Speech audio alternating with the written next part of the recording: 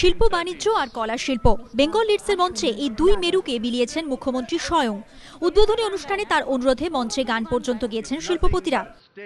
যদি তোমার ডাক শুনে কেউ না আসে তবে একলা চলো রে। এমনকি বিনিয়োগের জটিল অঙ্কের হিসেব নিকেশ এড়িয়ে শিল্প সম্মেলনে মানুষের হৃদয়ের স্পন্দনকেই বেশি গুরুত্ব দিয়েছেন শিল্পমন্ত্রী। এবার সেই আবহেরই প্রতিচ্ছবি সরকারি শিল্প সম্মেলনে।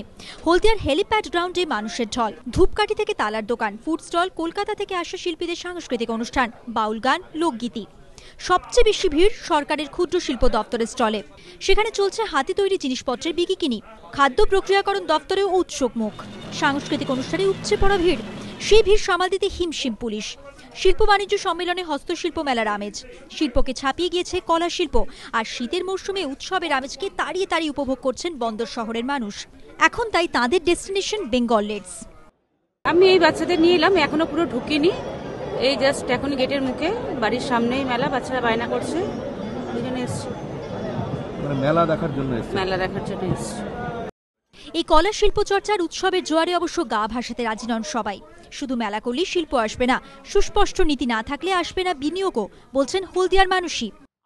বড় শিল্প আনা যাবে না ফার্স্ট অফ অল, কেননা এখানে হচ্ছে পলিটিক্যাল ইস্যু প্রচুর রয়েছে, 1 নম্বর। 2 নম্বর হচ্ছে এখানে ল্যান্ড নিয়ে বিশাল প্রবলেম।